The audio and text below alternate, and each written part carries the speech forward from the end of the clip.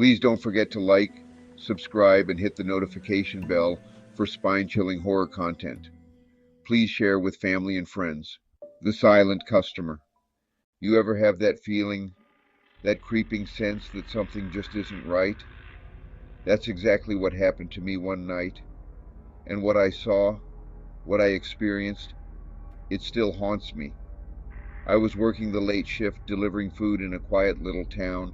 It was past midnight and the orders had slowed down. I was just about ready to call it a night when one last request came through. The address was at the end of a long unlit road. No street lights, no neighbors, just trees stretching out on both sides like skeletal fingers. The kind of place where no one should be living. But someone made an order, and I had a job to do. As I pulled up, my stomach twisted with a sense of dread. The house, it didn't look right. It felt like it was hiding secrets. The windows were decaying, the paint was peeling, and the air was thick with an unsettling silence.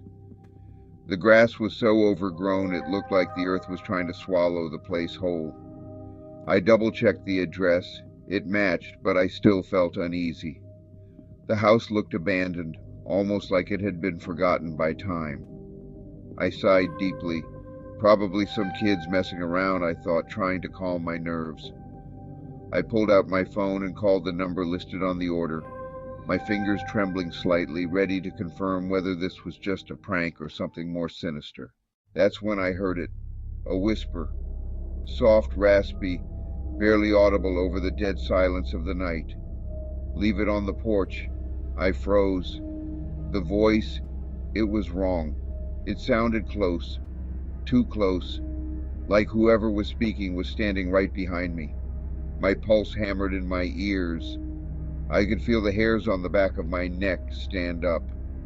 But against every screaming instinct in my body, I stepped out, placed the bag on the porch, and turned back toward my car as fast as I could. My heart was racing and my hands were trembling. I didn't dare look back. The night seemed to close in around me, the darkness feeling more oppressive with each passing second. That's when I saw it, a shadow, moving. It was subtle at first, almost like a trick of the light, but there was no mistaking it. I caught it in my rearview mirror, something creeping toward the bag. My heart pounded as I tried to make sense of what I was seeing. It was a shape shifting in the darkness. It started to take form, becoming more defined with each passing second. Then I saw the eyes. They were piercing, glowing with an unnatural light that sent chills down my spine, glowing, reflecting the dim moonlight like an animal caught in headlights. But these eyes were different, more menacing, more aware. But this was no animal. It had an intelligence behind those eyes, something almost human, yet entirely otherworldly. It moved in a way that didn't make sense. Its movements were disjointed, almost like it was glitching through reality. Slow at first, then too fast. It was as if it was testing the limits of its own existence. Very jerky. It wasn't walking, but twitching toward me. Each twitch brought it closer, and I could feel the air grow colder. My body finally listened to my brain. I slammed the car into drive and tore out of there so fast, my tires skidded against the cracked pavement. The sound echoed in the night, a desperate cry for escape. The next morning, curiosity got the better of me. I opened my delivery app, wanting to make sense of what happened. The order was gone. The address, it didn't exist. No record, no history, no sign that I had ever driven down that road. I even checked online, every map, every database. That house was never there.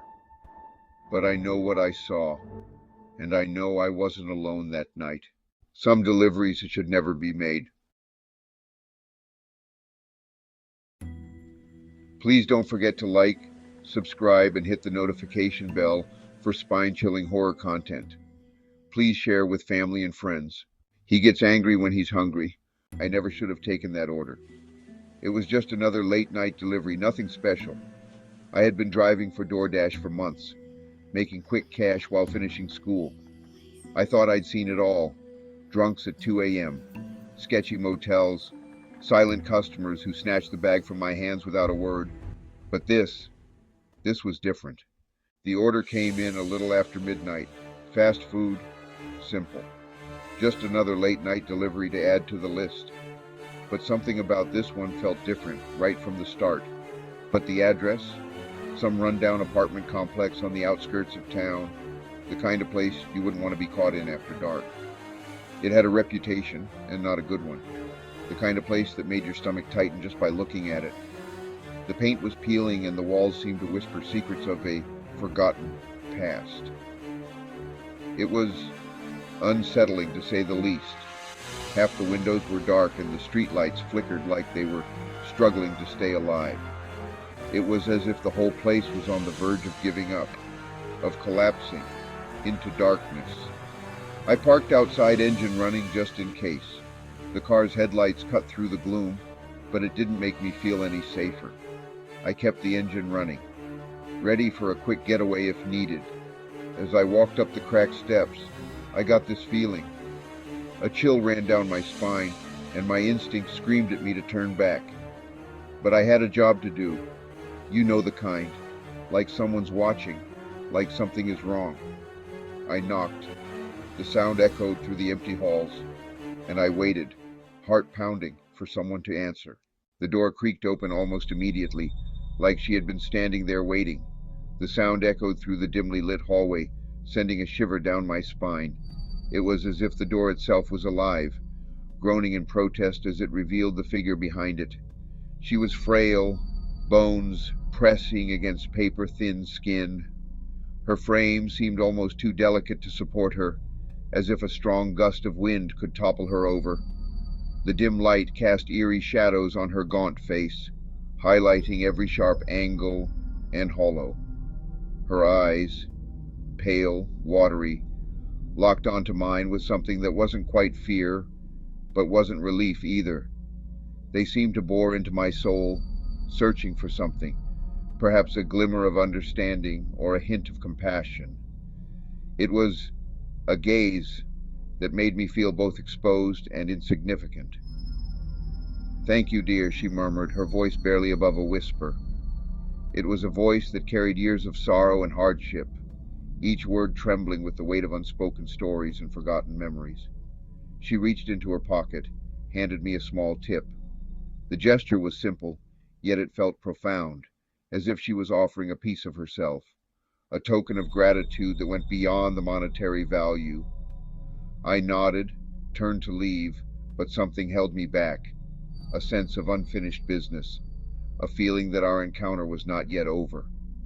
Her hand shot out, cold and bony, gripping my wrist with surprising strength. It was a grip that belied her frail appearance, a desperate hold that conveyed a silent plea, a need for connection in a world that had long forgotten her. "He gets angry when he's hungry," she said, her voice barely a whisper, almost as if she was afraid someone might hear. She whispered again, her eyes darting around nervously. Then she shut the door with a soft click, leaving me alone in the dimly lit hallway. I stood there, heart pounding in my chest, the silence of the hallway pressing in on me. Her words kept looping in my head, over and over, like a broken record. "He gets angry when he's hungry." The phrase echoed in the empty room, growing louder with each repetition. "He gets angry when he's hungry." I shook it off, trying to dismiss the unease that was creeping up my spine. I forced my feet to move, one hesitant step at a time. Just a weird old lady, right? I tried to convince myself, but her eyes, those haunted eyes, lingered in my mind. Probably talking about a pet or something, I muttered under my breath, though I wasn't entirely convinced. But as I reached my car, the dimly lit street stretched endlessly, shadows dancing under the streetlight. That feeling that wrongness clawed at my spine, more intense than before. Then, just as I was about to open the car door, I felt a presence behind me. Bang! A loud, sickening thud against the apartment window shattered the silence. I spun around and I saw it looming in the darkness. Something massive, hunched, watching me from inside the room.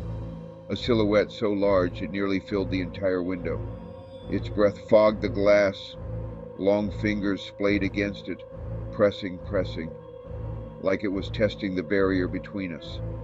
The old woman's voice shrieked from inside, "Please, just leave more food next time." I didn't wait, didn't think. I jumped into my car, slammed it into drive, and sped the hell out of there. I never went back, never drove in that part of town again. And sometimes, late at night when I'm alone in my car, I swear I see those fingers dragging across my window, because maybe he's still hungry. Would you have gone back? Please don't forget to like, subscribe, and hit the notification bell for spine-chilling horror content. Please share with family and friends. The Man in the Back Seat, a terrifying true story. You ever get that feeling? The one that creeps up your spine when you just know something isn't right? That was me, alone late at night, doing one last delivery before heading home. The order was simple: a quiet upscale neighborhood, big houses, well-trimmed lawns, the kind of place where nothing bad ever happens. I pulled up to the address. The note said, "Please leave the food on the porch. Do not knock. Weird request." But I'd seen stranger. I set the bag down, turned back to my car, ready to be done for the night. It had been a long day, and all I wanted was to get home.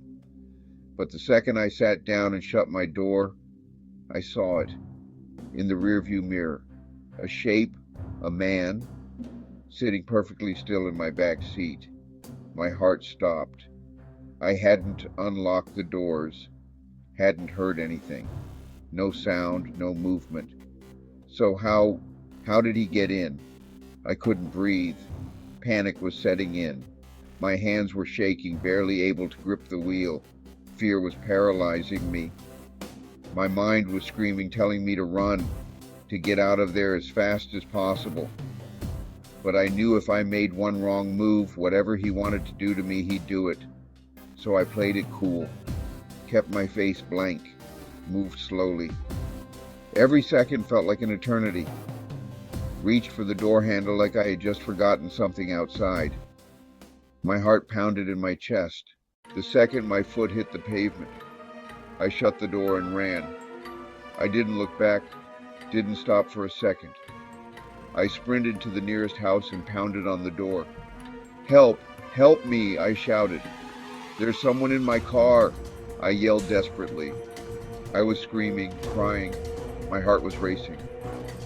The porch light flicked on and an old man stepped out in his robe, squinting at me like I was crazy. But when we turned toward my car, it was already gone.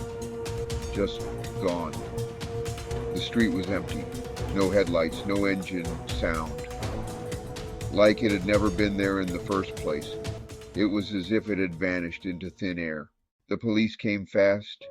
They were on the scene within minutes. I told them everything. The man I saw, the note he left. The second I turned my back, he was there, lurking. A search went out. It took hours, combing through every inch.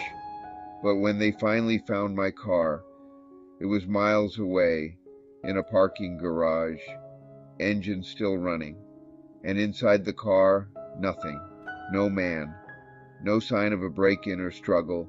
No fingerprints. Just the bag of food, sitting there, neatly, untouched, like a ghost. Like he had never been there at all. It was eerie. But I know what I saw. I remember it clearly. I know someone was in that car with me. And the worst part, the fear still lingers. The cops told me something that still keeps me up at night. They said this wasn't the first time. Other drivers, same neighborhood, same note: leave the food. Do not knock. each one reporting the same thing: a shadow in their back seat, a presence they couldn't explain. And every time the car was found, the engine was still running, and the food always left untouched. Stay aware, stay safe, because sometimes you're not alone.